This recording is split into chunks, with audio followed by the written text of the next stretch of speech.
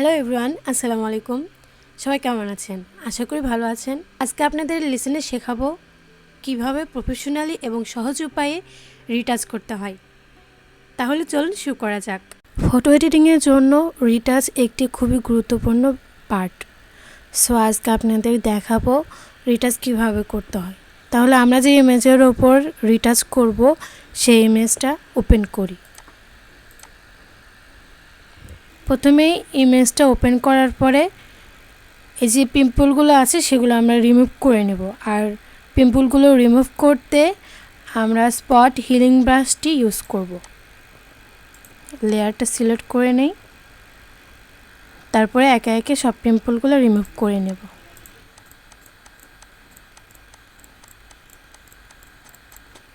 Retouch অনেকভাবেই করা যায়, বাট আমি একদম সহজ উপায়ে শিখিয়ে দিচ্ছি, আপনারা অবশ্যই ট্রাই করবেন।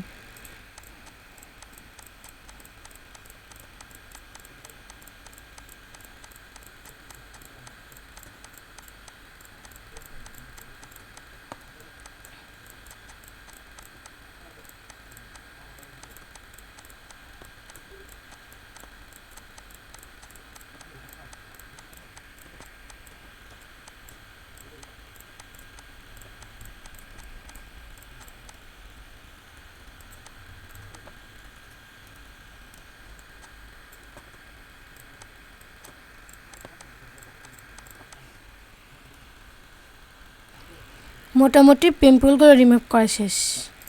এবার এই লেয়ারটাকে কপি করে নেব।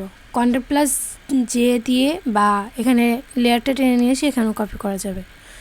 তারপরে এই কপি করা লেয়ারে সিলেক্ট করা অবস্থায় এই অপশনটাতে যাব এবং খুঁজে নেব লিনিয়ার লাইট কোথায়, এই যে লিনিয়ার লাইট। তারপরে ফিল্টারে যাব, ফিল্টার থেকে আদার এবং হাই পাসে আপনি রেডিয়াসটা নির্ভর করবে আপনার ইমেজের উপর। আপনি যে ইমেজটা ইউজ করছেন বা কাজ করছেন সেটার উপর নির্ভর করবে। সো আমি দেখে নিচ্ছি আমি কতটুকু রেডিয়াসটা বাড়িয়ে নেব।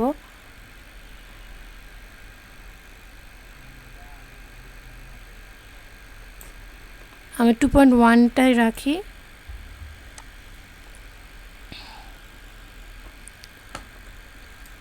তারপর এই লেয়ারটা সিলেক্ট করব। সিলেক্ট করার পরে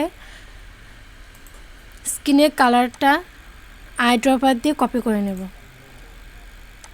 কপি করার পরে ব্রাশ টুলটা সিলেক্ট করব আর অপাসিটি একদম কমিয়ে নেব। আর ব্রাশ এটাই সিলেক্ট করে নেব। তারপর ফেসের উপরে আস্তে আস্তে ব্রাশ করে নেব।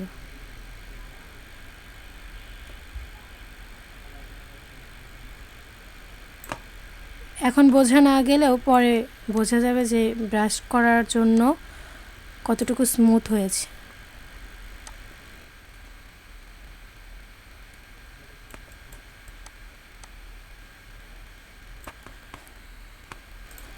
এবার এই লেয়ারটাকে ডিলিট করে দেব। আগে আছে অনেকটা স্মুথ। এবার ফিল্টারে যাব, ফিল্টার থেকে ইমাজিনোমিক এই প্লাগইনে পোর্ট্রেচার 3 এই অপশনটা সিলেক্ট করব। পোর্ট্রেচার হচ্ছে স্মুথিংটা বাড়িয়ে দিই,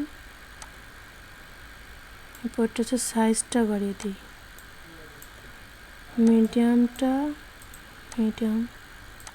মিডিয়ামের দরকার নেই, লার্জটা কমিয়ে দিই, ফাইন।